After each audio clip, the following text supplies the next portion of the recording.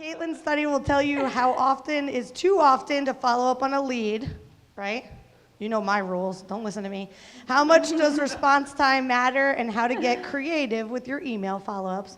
Give Kaitlyn a round of applause. Thank you. Thank you. So today I really want to take a deep dive into the art of the follow-up, because really it is an art. And we're going to go a little bit deeper into how you should follow up, some subject lines, and how to get more leads to your website. So with that being said, I kind of came up with, my theme for this whole presentation is emojis, and everyone uses them on a daily basis, so I thought, why not? So this is how the sales process starts. You're like, okay, I have this really great lead, and you're so excited. And then they haven't gotten back to you, so you're starting to, okay, it's still good, still have a smile on your face, start to sweat a little bit.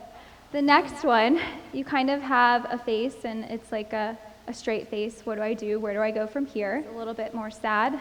And then this one, I don't really know where to go from here. And then, well, this one is, it doesn't have a mouth because you don't know what else to say from here.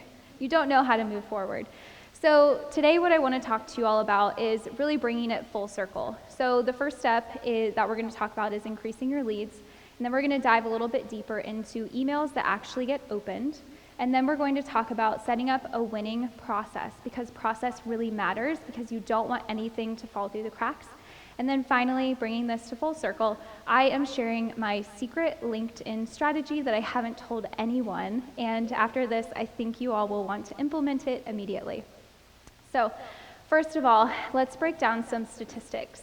So I did a lot of research in coming up with this presentation, and 18 is the average number of calls it takes to get to a buyer according to HubSpot.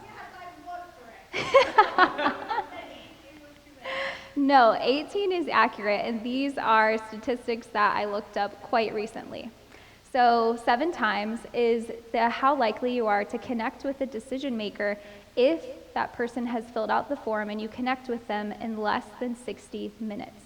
So what that means is if you wait over 60 minutes, you have less of a chance of connecting with that person that filled out your form, which is crazy.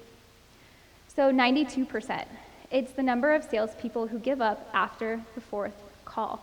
So we just learned that it takes 18 calls to get to the decision maker, and the average salesperson gives up after 4. And now you might say, well, I'm not a salesperson, I'm really not that person that sells, but we sell ourselves every single day. Just like when Shannon introduced me, Mara sold me, I sold her, and here we are today. So in essence, you're representing yourself on LinkedIn, on social media, through video, like our last presenter as well. Next, 60%, the number of customers who say no 4 times before saying yes. So let's think about this. It takes 18 calls to get to someone. On average, people say no 4 times, and salespeople give up after the 4th try. So 50%, the number of sales that happen after the 5th touch point. So, do you see where all of this is leading? The average people give up after 4 times. It takes 18 times to get to a salesperson, and the number of sales happen, 50% of them happen after the 5th touch point. So, with all that being said, let's talk about how to increase your leads. So, step 1, who in here has an SSL certificate or knows what that is? Okay, cool.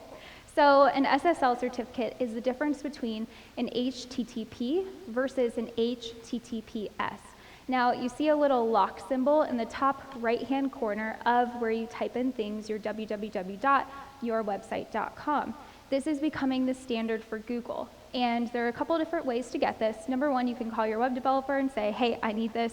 If you have GoDaddy on your hosting, you can purchase it for about $70 a year. If you have a site for hosting called WP Engine or another one, sometimes it comes with it. Why should you get it? Because if you don't, viewers could come to your site and see this.